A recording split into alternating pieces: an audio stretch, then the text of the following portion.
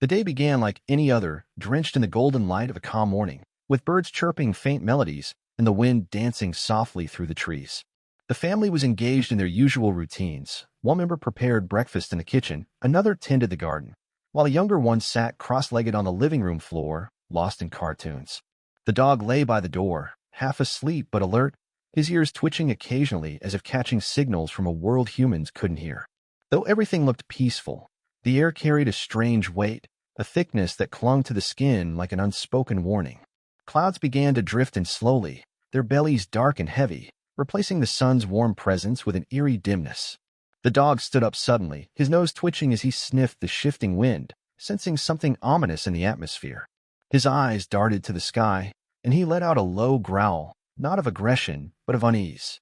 The wind picked up with surprising swiftness, whistling through cracks in the windows and rattling the porch swing with an unnatural fervor. Inside, the family was still unaware, distracted by the comfort of routine, unable to sense what the dog had already recognized. The temperature dropped abruptly, and the sky took on a greenish hue, a color no sunset or sunrise had ever painted across the horizon. The dog trotted anxiously from room to room, nudging legs, barking softly, circling the child, sitting on the floor with insistence. The family exchanged puzzled glances, brushing off the dog's behavior as simple restlessness, unaware that instinct was sounding the first alarm. Then came the first rumble, so distant it almost could have been ignored, like a train passing miles away. But the dog froze, ears pointed straight, every muscle tensed like a coiled spring. The rumble came again, louder this time, followed by the rustle of trees thrashing wildly outside. Still, no one moved with urgency. The television continued to chatter in the background. The clinking of dishes persisted. The dog ran to the back door, scratching at it, barking now with a rising intensity, as if trying to drag the storm into the family's consciousness. The air outside was electric, charged with a silent fury that hadn't yet found voice. Birds vanished from the trees, their absence noticed only by the dog's watchful eyes. A sudden gust slammed the front door open, startling everyone, sending papers flying and knocking a vase to the floor. Only then did a family member finally glance outside, and their face drained of color as they saw the rotating funnel forming in the distance. Panic began to rise, but the family was disoriented, unsure of what to do, what to grab, where to go. The sirens hadn't gone off yet, but the dog didn't need them, he had already known. He barked again, louder, more urgent, and darted toward the storm shelter door in the floor of the hallway, pawing at it furiously. One by one, the family snapped into action, following his lead, as if pulled by an invisible tether of trust. The wind screamed louder now, windows trembled, and debris from neighboring yards began to whip through the air. The dog ran back and forth between the family members, ensuring they all moved towards safety, not resting until the last one was accounted for. The funnel cloud grew larger, churning with a monstrous hunger that threatened to devour everything in its path. The dog's fur whipped in the violent wind, but he refused to descend into the shelter until every human had disappeared beneath the trapdoor. The moment they were all in, he dove down just as the first trees snapped outside and the roar of the tornado began to consume the world. Darkness swallowed the house above, but below, the family huddled together, shaken, breathless, and aware now that they might not have made it without their silent guardian. The shelter trembled as the storm howled above, ripping shingles, walls, and memories into the sky. Dust and dirt filled the air, but the family held tight to each other and to the dog, who lay across their feet, a steady heartbeat in the chaos. Minutes felt like hours, but the dog never moved, only listened with eyes wide, braced for any threat that might pierce even this last line of defense.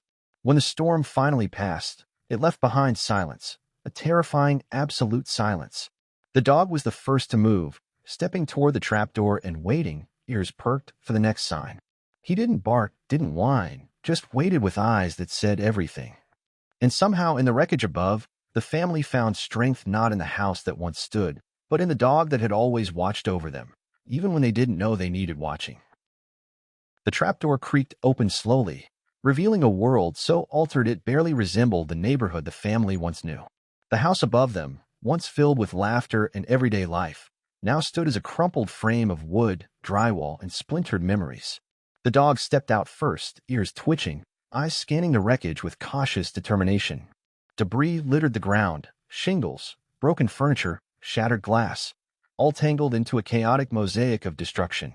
Power lines sagged and sparked in the distance, and the unmistakable scent of rain-drenched earth mingled with something more sinister, the scent of loss. One by one, the family members emerged from the shelter, their eyes wide, taking in the destruction in stunned silence. Their feet crunched on debris with every step, a sound far too loud in a place that had just been drowned in the roar of nature's fury. A family member sobbed softly, covering their mouth as tears welled, not just for what was gone, but for what could have been lost. The dog stood beside them, gently pressing his head against a leg, grounding them in the now. A neighbor's house had collapsed entirely, and cars lay overturned in driveways, some pushed halfway down the street by the monstrous wind. The family began to move dazed, unsure where to go but driven by instinct and the dog, who seemed to already have a direction in mind.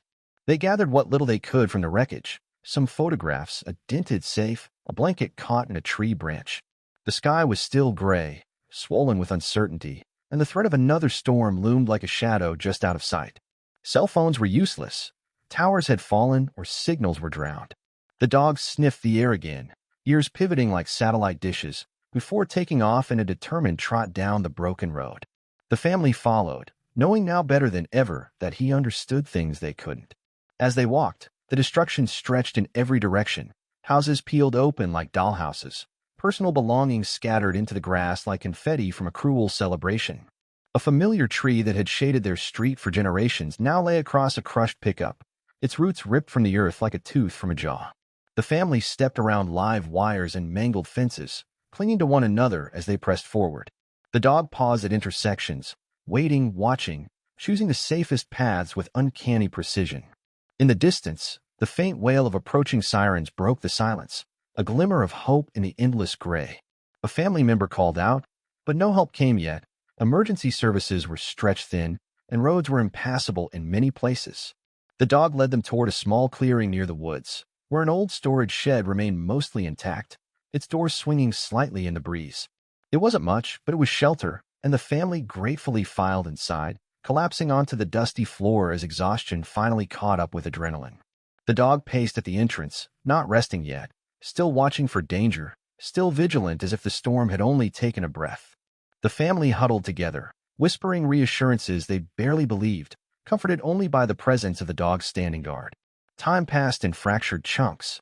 Minutes felt like hours, yet hours seemed lost in fog. The rain began again, gentle but steady, a reminder that nature's hand wasn't finished shaping the day. Thunder rumbled in the distance, and the dog stiffened, nose lifted toward the sky, reading the message in the wind. Another wave of fear passed through the group, but the dog remained calm, and so they drew calm from him. Outside, neighbors wandered like ghosts through the wreckage, some calling names, others just staring blankly at what remained. A child clutched a stuffed animal soaked from the rain, and an elderly man sat on his porch steps that no longer led to a porch. The dog darted out suddenly, barking sharply, leading the family toward a figure waving from a nearby emergency response vehicle, finally able to reach the area. Relief washed over them like sunlight, and tears flowed freely, not just from fear, but from the overwhelming gratitude of still being together. The emergency workers handed out blankets, water, and radios, but it was the dog they all noticed, mud-covered, weary, but alert, his body practically humming with purpose. A responder knelt beside him, scratched behind his ears, and said something the dog couldn't understand, but the gratitude was clear. The family told anyone who would listen how it was the dog who had warned them, led them, saved them. No one questioned it. They were taken to a shelter at the edge of town, a high school gymnasium now filled with cots, supplies, and survivors. The family moved slowly, still numb, but the dog stayed close, always between them and the unknown. That night, they didn't sleep much, and neither did the dog. But even in the unfamiliar space of that gymnasium, under flickering lights and hushed sobs, they knew they had each other. The dog finally curled up at their feet, his body blocking the cold draft from the cracked door, his eyes half open and watching. The family whispered thanks to him, to fate, to whatever force had placed such a creature in their lives. And though no words passed between them, the message was understood. They had made it through the worst, not because they were lucky, but because their guardian had never left their side. By morning, the gym was humming with voices, soft, anxious, some hopeful, others crushed under the weight of what they lost. Cots stretched from wall to wall, families huddled together under Red Cross blankets, eyes searching for familiar faces, hand holding to what little they had left. The dog sat near the family's cot, head resting on his paws, but his ears flicked at every sound, ever listening, ever alert. The storm had passed, but its scars remained raw and open across the town, stitched into every broken window and missing rooftop.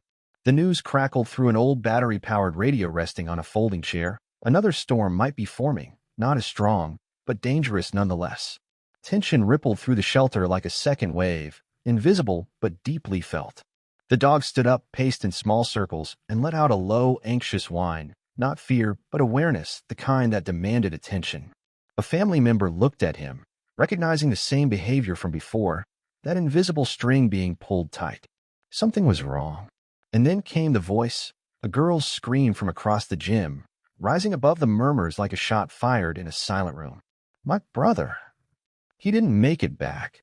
The girl cried to a volunteer, pointing toward the far end of the destroyed neighborhood, where she and her brother had separated the night before.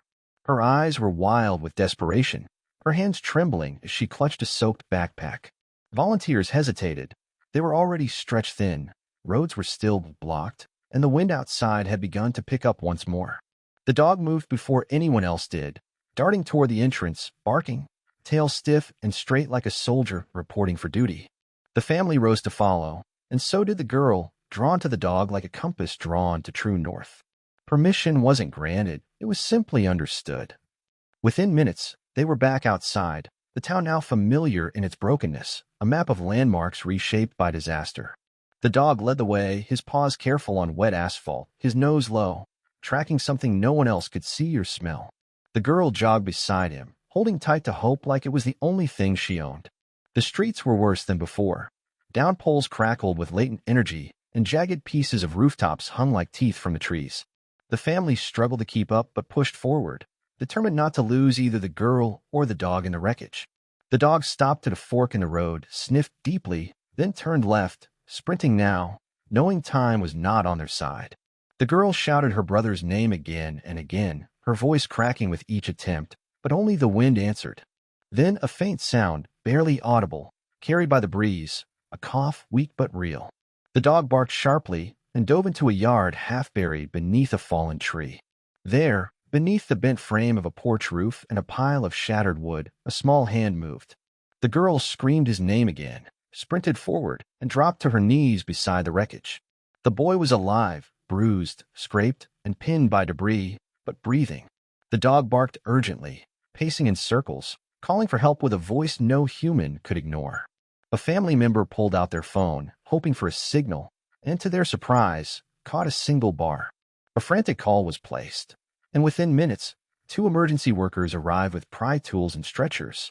The dog stayed inches from the boy the entire time, never flinching even when splinters flew, only moving once the boy was freed and lifted into the arms of the paramedics. Tears streamed down the girl's face, her hand shaking as she hugged her brother, whispering apologies and gratitude in the same breath. One of the emergency workers looked at the dog and said, "He saved him, didn't he?" The girl nodded, too overwhelmed to speak. The walk back to the shelter was quieter, but the silence was full of relief, of awe, of something too deep for language. At the shelter, the boy was treated for minor injuries and reunited with his parents, who had been searching frantically in another gym across town. The dog returned to his post beside the family's cot, tail thumping once, then curling up again like a sentry who had done his duty. That night, more families asked about the dog. They shared stories of their own pets, their own losses, and the strange moments when they felt something guiding them through the worst. The dog didn't understand the words, but he understood the energy, the gratitude pulsing through every hand that gently touched his head. Volunteers brought him a special plate of food, and the family let him rest on a sleeping bag for the first time since the storm. Yet even in rest, he stirred every thunderclap, every flicker of emergency light, every sob that carried too much fear. A second storm never came that night, but the town knew now they were not done with nature's wrath. And still, the dog remained, watching, waiting, ready. Word traveled fast, even in a town with shattered towers and battered radios, that a dog had done what no siren or warning system had done in time: save lives. By the next morning, volunteers were whispering about him, emergency responders were asking for descriptions, and survivors were recounting the story like folklore already taking root. He didn't know what a hero was, but the dog began to feel the shift. People stopped him in the halls of the shelter, crouching down to meet his eyes, offering scraps of food or just soft words filled with reverence. His family, though still shell-shocked from the storm, watched it all unfold with a quiet pride. He had not only saved them, but helped save another child, and now somehow others too seemed to draw strength just for being near him. News crews finally reached the town 2 days after the first storm. The vans dented, their faces weary, their cameras eager to find hope among the rubble. One of them caught wind of the story, and suddenly, the shelter buzzed with reporters searching for the dog who fought the tornado. Microphones were shoved toward family members, and questions flew like debris in a fresh storm. Who was he? How did he know? How many did he save? The family didn't embellish. They simply told the truth. The dog acted on something deeper than instinct, something almost divine. They explained how he had sensed the tornado before sirens ever sounded, how he guided them through chaos, how he led the rescue of a trapped boy when no one else knew where to look. The reporters were captivated, their pens racing to capture the tale, their lenses zeroing in on the dog who sat stoically at the edge of the cot, unfazed by the attention. Photographs were taken, his image plastered online and across the evening news under headlines like Guardian in Fur and Storm Savior. Donations began pouring in, not just for the dog, but for the town itself. Relief organizations took notice, increasing supplies and manpower, inspired by the story of resilience and loyalty that had gone viral. Children in the shelter drew pictures of the dog, some scrawling messages like "Thank you" and "Hero Pup" in crayon. One child who hadn't spoken since the storm whispered her first word to him, just a quiet doggy, but it made an adult weep. A muralist in town whose home had been leveled offered to paint a wall in the community center with the dog's likeness once rebuilding began. Even the mayor, appearing in a video call from a neighboring town, declared the dog an honorary citizen, awarding him a medal fashioned from a piece of twisted roofing and an old chain collar. But through all the acclaim, the dog remained unchanged. He still circled the shelter's perimeter each morning, sniffing the air, watching the skies, sleeping only in short bursts. His instincts hadn't faded with the clouds. He still felt something lingering, an unease that no human could detect. And so, while the town praised him, he continued his silent patrols, checking on injured neighbors, pausing at cots where nightmares whispered through shallow breaths. At night, his presence became a kind of comfort. People rested easier knowing he was there, like a living alarm system wrapped in fur and vigilance. Local firefighters, in their off-duty hours, began bringing him supplies, a thicker blanket, stronger food, even a toy he ignored in favor of his usual watch. A veterinarian checked him over and found minor cuts and bruises, but noted his extraordinary resilience for a dog who had braved the center of a storm. "This one's got something special," the vet said quietly, as if afraid to speak too loudly and break the spell. Meanwhile, the town slowly began to breathe again. Roads were cleared, some homes deemed salvageable, others demolished with promises of future rebuilding. The family's home was among those lost completely, but the shelter had become a haven, not just a place of survival, but a place where the dog's presence had helped people begin to heal. Therapy sessions started for survivors, and the dog was invited into many of them. He would sit beside someone crying softly, pressing his head into their side without being prompted, staying until their hands stopped shaking. One man, a former soldier, told a counselor he hadn't felt this safe since before his deployment, and it was because of the dog. The town now spoke his name like it meant something more than just a pet. He had become a symbol, not of the storm, but of surviving it. At a town hall meeting under a giant tent, the dog was brought to the stage amid a standing ovation. He didn't understand the cheers, but he stood tall, eyes scanning the crowd, searching for the smallest signs of danger, even in a moment meant to celebrate him. A reporter asked a family member what they thought made the dog act the way he did. The answer was simple. He saw us when we didn't see the storm. He led us when we didn't know we were lost. He stayed when others ran. That's more than instinct. That's love. The crowd fell quiet, and someone began clapping, slow at first, then all at once, rising into a thunder of hands and voices united in gratitude. But the dog didn't bask in the attention. As the applause thundered around him, his ears turned westward, toward the horizon, toward the sound of distant wind rising once more. The clouds returned without warning. No green sky this time, no sudden drop in temperature, just a gradual darkening that felt like the slow inhale of something enormous, something waking from restless sleep. People in the shelter had just begun to smile again, rebuild routines, laugh in short bursts that didn't feel guilty anymore. But that morning, the light never fully arrived. By mid-afternoon, radios crackled with uncertainty. Weather channels offered contradicting predictions, and the sky churned like it couldn't make up its mind. The dog noticed long before anyone did. He stood rigid by the gym's double doors, unmoving, staring into a distance no one else could see. His tail didn't wag, and his paws were tense against the floor, claws slightly extended as if bracing for a blow. A family member followed his gaze, then checked the window, and though nothing visible moved yet, a silence had blanketed the town like a warning. A volunteer tried to coax the dog back toward the cots, but he growled, low and soft, not with threat, but with certainty. He knew.